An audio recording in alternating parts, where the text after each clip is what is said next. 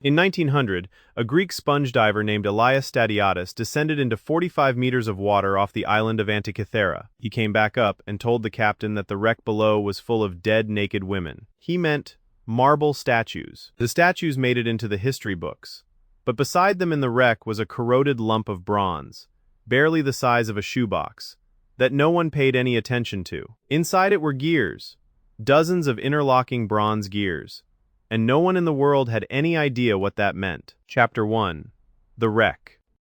The wreck dates to roughly 70 to 60 BCE, a Greek merchant vessel heading from the Aegean to Rome. It was carrying luxury goods, bronze statues, glassware, gold and silver jewelry, coins, the kind of cargo that Rome's wealthiest citizens were paying enormous sums for. Somewhere near the island of Antikythera, it sank, taking its cargo to the bottom of the Mediterranean. When archaeologists excavated the site, the bronze lump was catalogued, shipped to Athens, and placed in storage at the National Archaeological Museum. It sat in a drawer for 2 years before anyone looked closely enough to notice the gears inside. In 1902, a Greek archaeologist named Valerios Stais examined it and concluded it was an astronomical clock of Greek origin.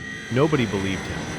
The scholarly consensus was that something this sophisticated simply could not have come from antiquity. The device was reclassified as a medieval astrolabe that had somehow ended up in a Roman-era wreck, and the question was closed. It remained misclassified and largely ignored for the next 50 years, until a British physicist named Derek de Solla Price decided to take it seriously. Price published his landmark paper in 1974, establishing the Antikythera mechanism as a calculating machine of extraordinary sophistication. Today, the 82 surviving fragments are housed in the National Archaeological Museum in Athens, and they remain the subject of active research. The original device is estimated to have contained over 70 gears.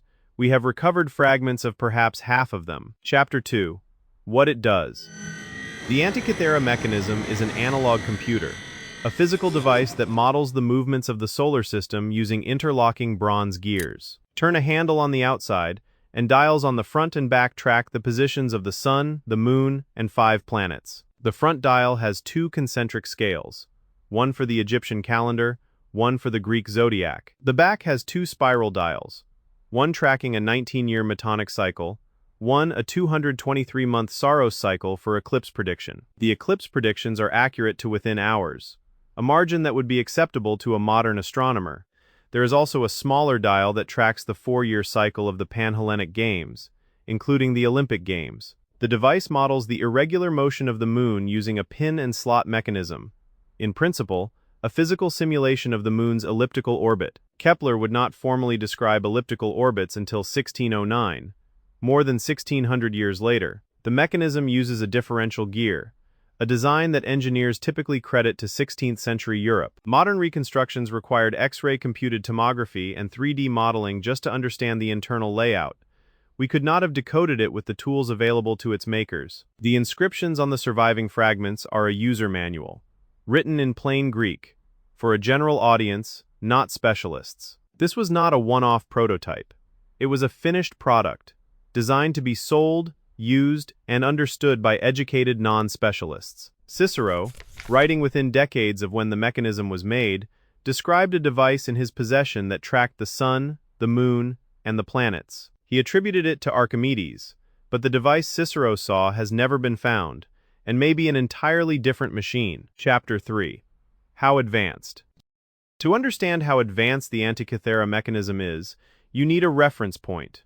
The first mechanical clock in Europe dates to roughly 1275 CE. The Antikythera mechanism is 1,400 years older than that clock, and it is incomparably more sophisticated. This is not a slight advance on what came before.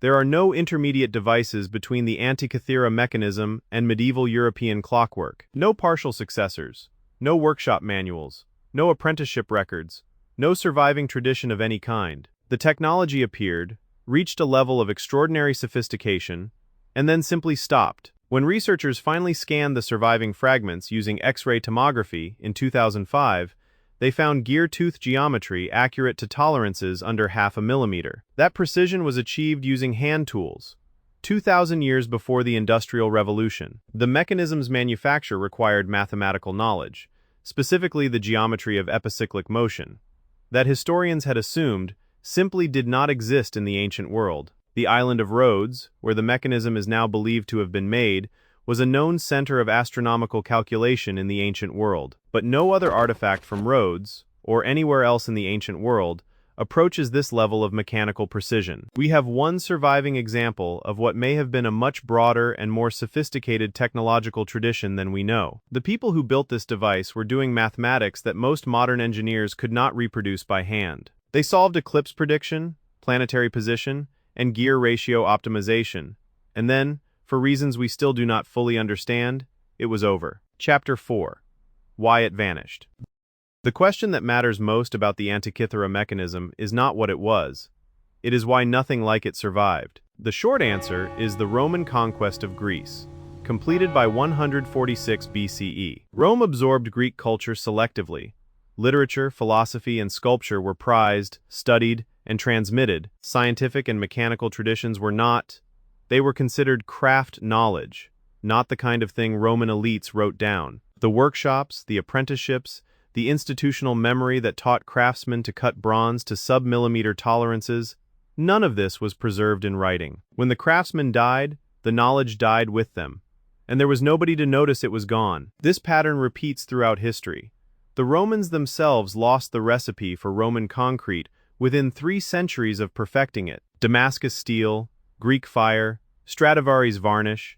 The precise manufacturing processes for all of these have been irretrievably lost. Advanced knowledge that is never institutionalized, never converted into transferable, written, reproducible form, simply disappears. There is no equivalent of the printing press for mechanical knowledge until the Industrial Revolution, and by then, no one even knew what had been lost. Historians estimate that the Antikythera mechanism is the most dramatic example of this we have ever found, but they suspect it is not the only one. There may be other technologies that appeared, flourished, and vanished, and we will never know, because no example survived to fall into the water. What we call the ancient world may have been far more technically sophisticated than our surviving evidence suggests. Our confidence in what the ancient world could and could not do is, at least in part, a confidence built on the assumption that what did not survive did not exist. Chapter 5.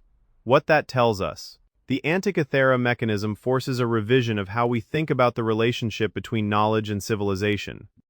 We assume technological progress is cumulative, that each generation builds on the last, and that knowledge, once achieved, is not lost. The mechanism is direct evidence that this assumption is wrong. Sophisticated knowledge is fragile. It depends on institutions, on the survival of the people who hold it, and on the willingness of those people to write it down. The people who built this device were as intelligent as anyone alive today. They solved problems of orbital mechanics using bronze and manual calculation, and then they died, and it was gone.